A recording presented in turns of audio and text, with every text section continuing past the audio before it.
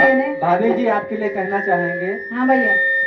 कि हसरतों से क्या हम आपकी राह सजाते हैं। हाँ। सपनों की दौलत हम आप पर लुटाते हैं। वाह वाह।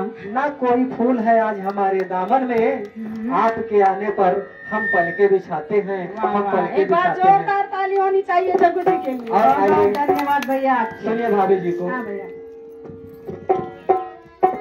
तो एक निर्गुण टाइप है, तो आप सुनिएगा। और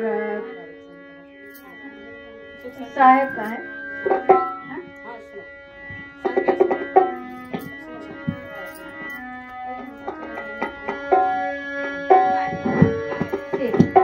तो कोई भी गलती होगी तो आप लोग से क्षमा चाहते हैं पहले ही।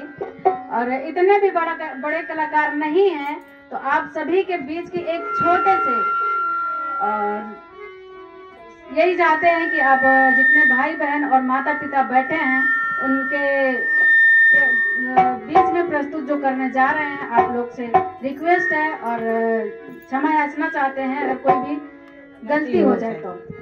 चलिए। अरे